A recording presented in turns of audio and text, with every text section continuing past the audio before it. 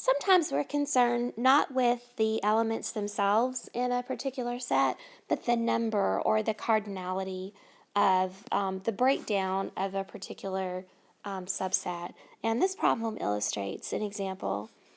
Of the first 41 presidents, 8 held cabinet posts, 14 were vice presidents, and 15 were U.S. senators. 2 held cabinet and vice presidential posts, 4 held cabinet and senate posts, and 6 were senators as well as VPs. One person served in all 3 positions.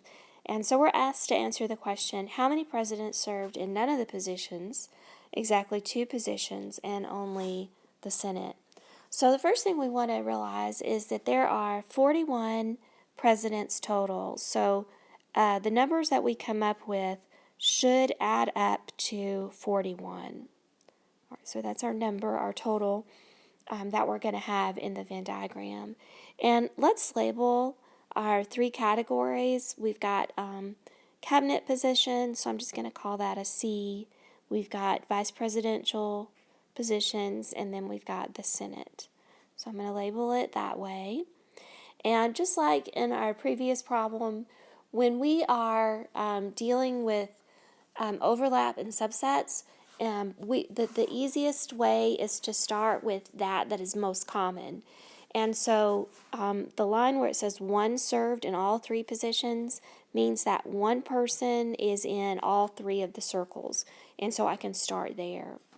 And I would actually, we're not talking about elements, we're talking about cardinality. So the way I'd label that is to say the number in the intersection of the cabinet with the VP and intersected with the Senate is equal to 1. And so that little N tells me I'm looking for a number. And next we'd want to find, okay, well, what is the number common to 2 positions? So if I've got the number in the intersection of the cabinet and the VP,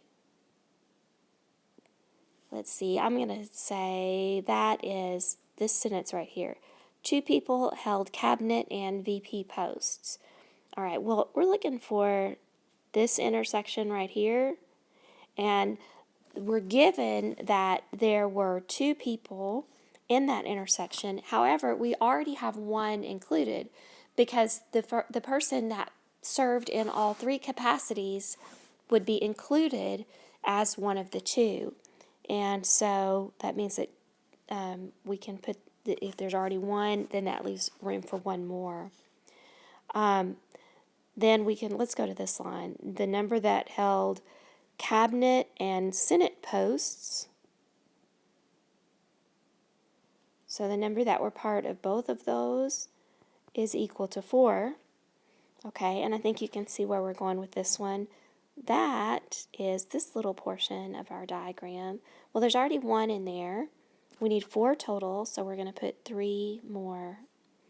And then likewise, if we do the number that were senators and vice presidents,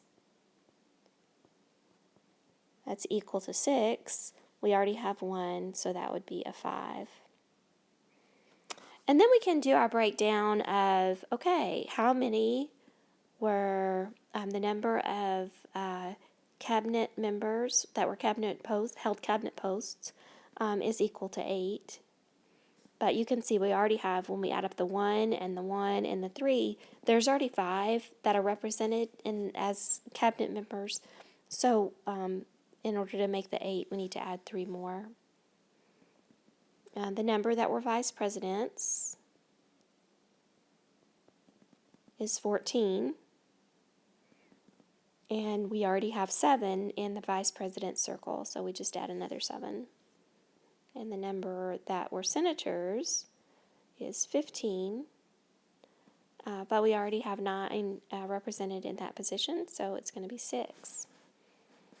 And then the one that we forget sometimes is the number that is not in any of them, and we would say, like, we could do this and represent it as, if I take everybody in the Senate, in the cabinet, that served in the cabinet, and that served in the vice president, and that served as a senator, whatever that is, that's going to represent anybody that served in at least one of them.